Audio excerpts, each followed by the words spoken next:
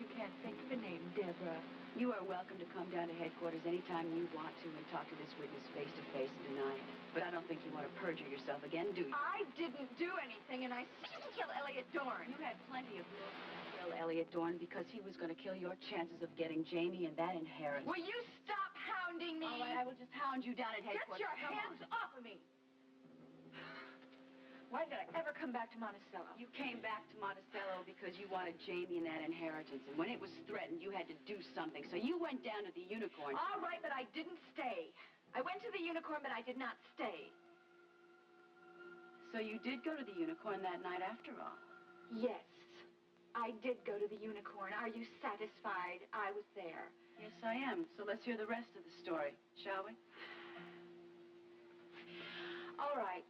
I went down to the Unicorn. It was very late, about 1 or 2. I don't remember exactly what time it was. And I let myself in because I had a key. And it was very quiet and very dark, and I was surprised because Elliot usually leaves a light on when he works late.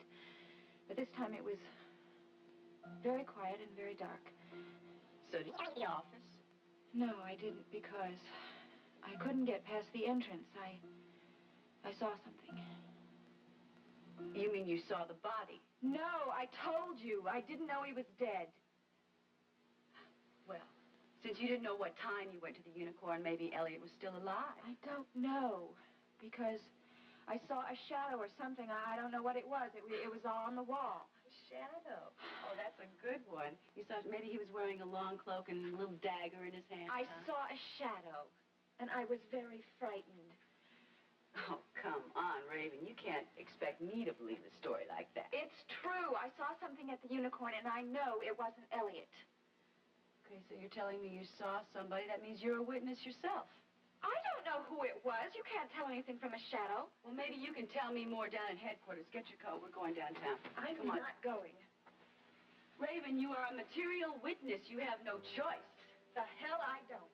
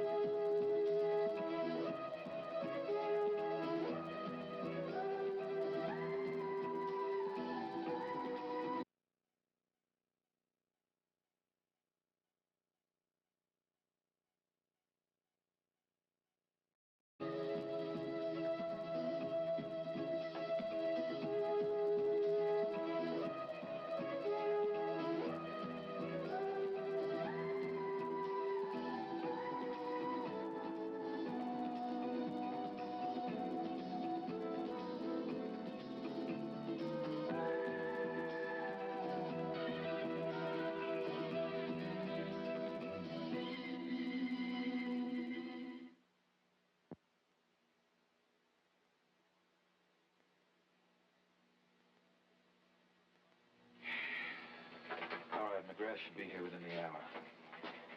You and Saxon, you can have first crack at him, but no official interrogation takes place unless I am present. Is that clear? Clear, Chief. All right. I've got no idea what his attitude is at present. Hopefully he's coming back to make a full confession. Well, I don't know that's a possibility, but somehow I tend to doubt it. No? Well, if he's not prepared to go all the way, we'll just have to help him along. Chief? Oh, thanks. Look, I don't have to tell you how to do your job, but I think the friendly approach you will help with the kid. Do you agree? Yeah, I guess so. I mean, if he's guilty of committing these crimes. Don't tell me you're having doubts about this. Do I have to put you and Saxon in 2 different offices? Because she's having a bad influence on your common sense. Chief, I do not feel the same way about this that Deborah does. I mean, I'm about 90% convinced that McGrath was involved some way. But, Yeah, but what? well, I just think if he did it, it was some sort of a crazy impulse. Well, that's how I feel about it.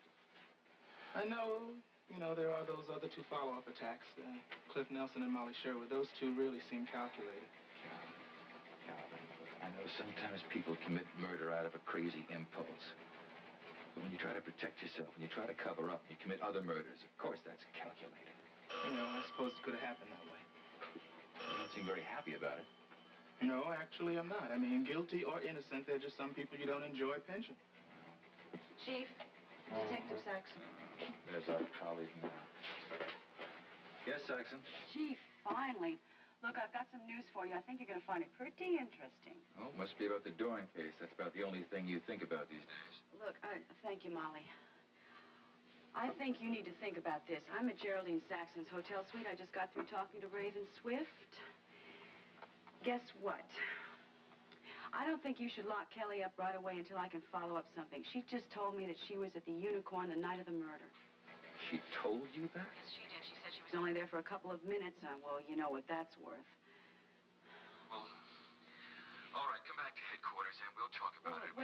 Wait a minute, Chief. Now, I've got to follow this up first. See, when I told her I wanted to bring her down to headquarters, she just panicked and ran out the door. She may be packing for all we know. Now, wait a minute. Backtrack. Did she say why she went to the Unicorn? Did she say why she only stayed a few minutes? No. Well, she had to say something, so she said she saw somebody there, and it wasn't Elliot Dorn. Heidi, now that's not the truth. Well, why didn't she come forward before if it was the truth? Now, look, Chief, I may need an authorization to bring her in as a material witness. Okay? Forget it. Absolutely not. I'll take care of this myself. What do you mean you're going to take care of it? I've got to go. Saxon, I said I would take care of this. Now, McGrath is due here any minute, and I want you back at headquarters.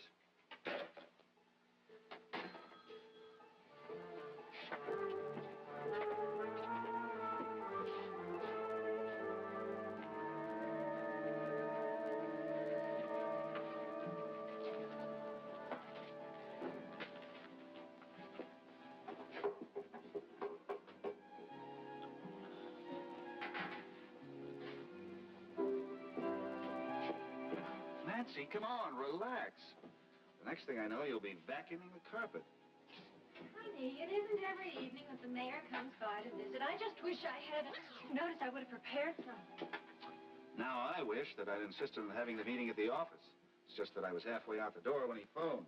Do you have any idea what it's about? Old crime commission business, probably. Although I haven't heard anything about any meetings lately. We're still waiting for that report from the subcommittee that met in Capital City. Well, I'm sure it's something important. I just hope it isn't that important that it ties us up for the evening. Yeah, I hope so, too. Kelly's due back in Monticello any minute, and I'm sure he'll be calling us the moment he arrives. Yeah, honey, I really would have liked to go out to the airport. Well, it's just as well if we wait here for word from headquarters. Now, Deborah promised me that we'd be the first to be notified. Or, as you said, Kelly himself will call. I just hope he's going to be allowed to make the phone call that you're supposed to do when you're arrested. Well, he hasn't been formally arrested Oh, yet. honey, it's all the same. Yeah, I guess it is. Now, look, we're going to do everything we can. You know that. And if he's innocent, he'll be fine. If he's innocent, are you having doubts? No, not really. I've been in the guilt and innocence business long enough not to know the difference.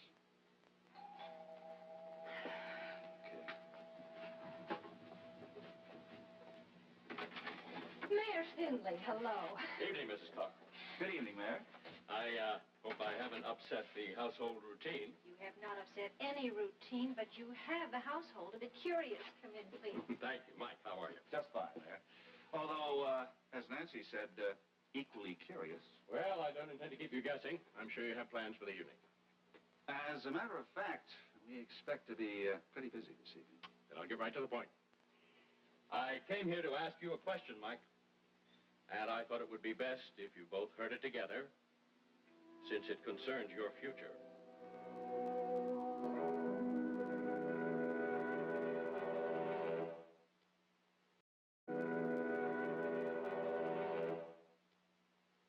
This is a great You say it was Logan who originally made the suggestion? That's right. He said that if we were lucky enough to get Mike Carr as his replacement, we'd be adding considerably to the strength of the district attorney's office. And Logan never said one word of this to us. Oh, I guess he didn't feel it was his job to solicit his replacement. Isn't it logical to promote someone from within the office? Whatever their good points, Mike, none of them are really right for the job. Half of them are too young for it, for one thing. The other three, well, Jorgensen is as dry as a stick, and the other two, they're lightweights. I honestly don't know what to say. The thought never entered my mind to leave private practice. Well, you'll never get rich in the office. However, there isn't a more important job in public law, Mike. I'm sure you know that. Yes, I realize that. Believe me, if you'd been a candidate for the office at any time, you would have won in a landslide. Your reputation, your work on both the state and city crime commission.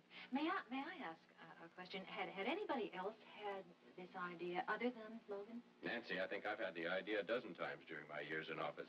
However, the job is that of an elected official, and I don't run the party. But you have the authority to appoint someone to complete that vacated position. That's right.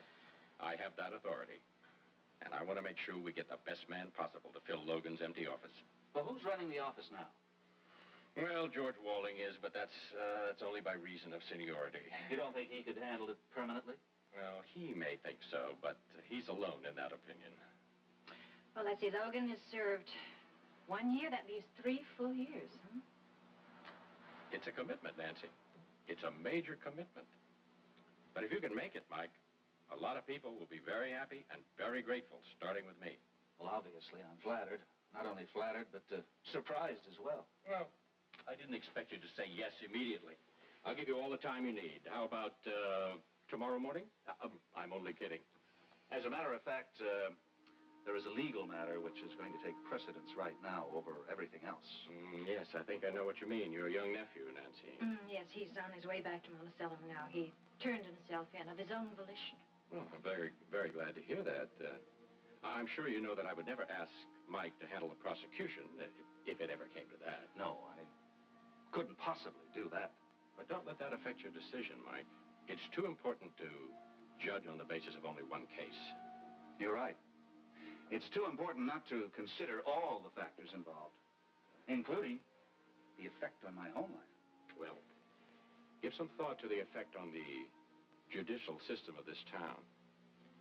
The district attorney's office affects a lot of people in Monticello. That's why we need the best qualified person there is. And that is your husband, Nancy. Isn't it?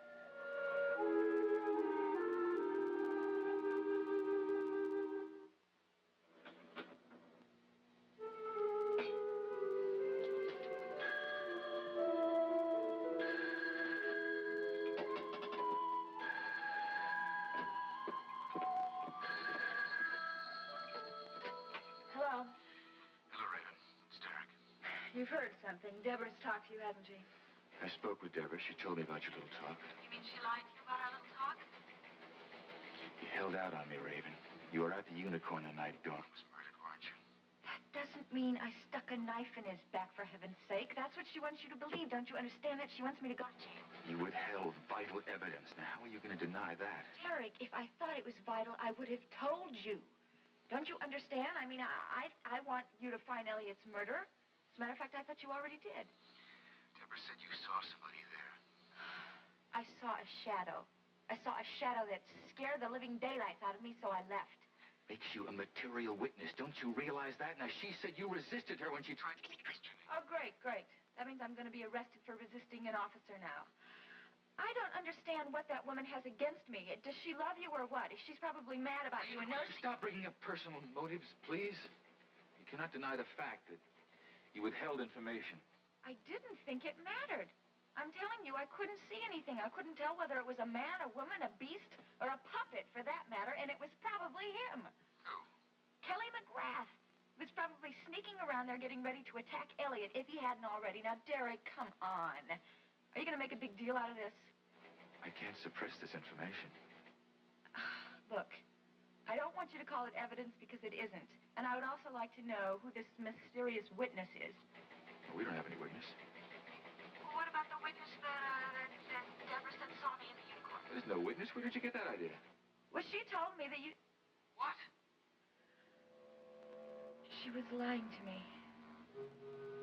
She was bluffing.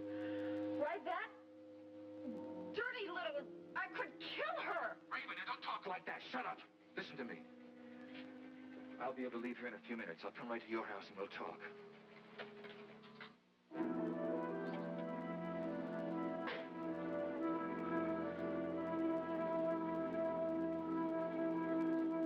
No, it's all right, Jeremy. I'm just having a little dinner. Well, without Nicole here, it's a couple of hunks of Swiss cheese and root beer. Yeah. told her about the side effects of the radiation. Well, what do you expect? She wasn't very happy about it. She said as long as it was temporary, she'd be willing to live with it. All right, I'll see you at the hospital in the morning. Yes, I know. Thank God. It's a miracle that she's coming back. Matter of fact, I think she's here now. All we need is one more miracle, right? All right. All right, I'll see you in the morning. Goodbye. Odie? Miles. Odie? Miles. Oh. Oh, I'm so glad to be home. All right, can I tell you how glad I am to see you? Not just for Nicole's sake either, you know? For your own. Do you understand that? I do. I do understand. Miles, I know I was wrong to run away. Especially to run away from the only people who ever really cared about me. It's all right. As long as you've seen the light. Now, I don't know what made you see it. I don't care. Just as long as you're here and in time to help, huh? You know, I really wanted to see Nicole, but I thought I'd better come here first. Well, then I better tell you something. I'm afraid neither one of us is going to see Nicole for a little while. She's going into total isolation now to make sure there's no great danger of infection. But I will guarantee you something. When this whole thing is over, you're going to see the biggest welcome home smile you've ever seen in your life. You did tell her, though, didn't you? I mean, she knows I'm back, but I'm here to... Oh, I sure as heck did tell her, yeah. Yeah, I don't have to tell you what her reaction was. You know, I'm almost afraid to see her, Miles. I'm so ashamed of the way I behaved that... Well, I just hope she understands. And I hope you understand. I was afraid, Miles. I'd never been so scared in my life. And the truth is, I'm still scared. You're going to be fine, Joey. I wasn't just using salesmanship when I told you that operation is perfectly safe.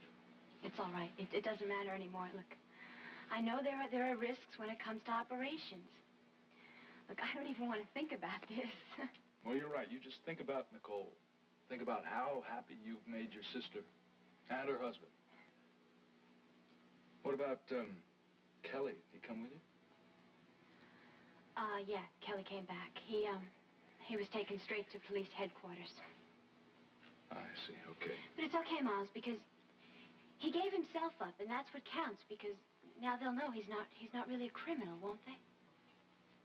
Tell me something. Did, Kelly have anything to do with, your changing your mind and coming back? Well, I guess in a way he did.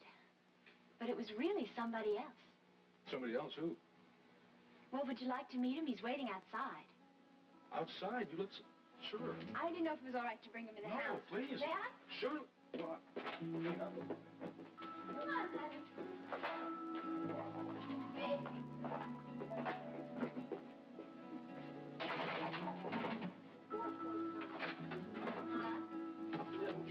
Miles, this is Muffin.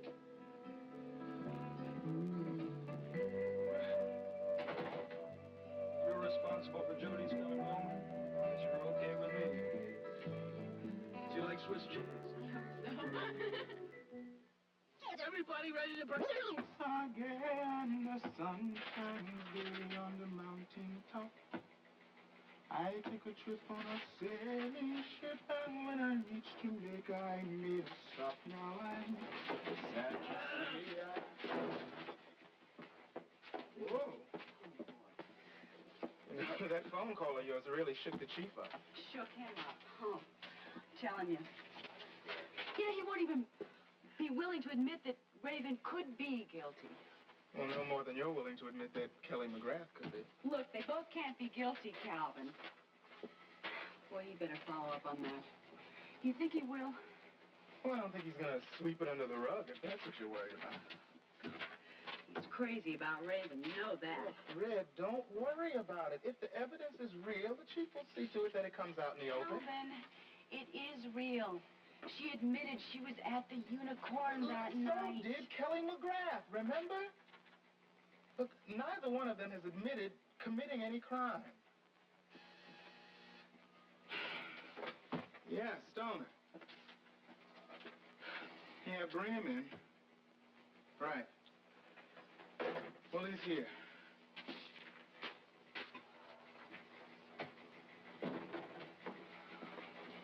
Chief said this was your pigeon?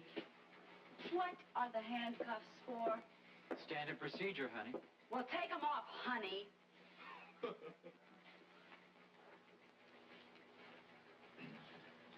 And the next time you address a detective, try to use a little more respect. Yes, sir. It's all yours. Thank you. Thank you very much, Detective Saxon.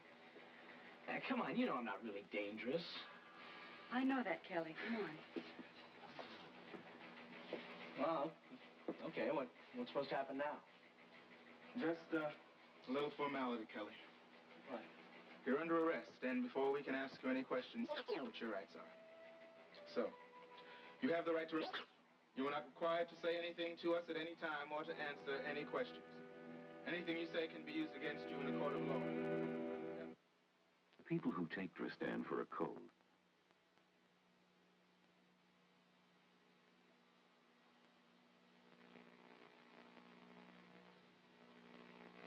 David McFarlane is a determined young actor. He also suffers from Down syndrome.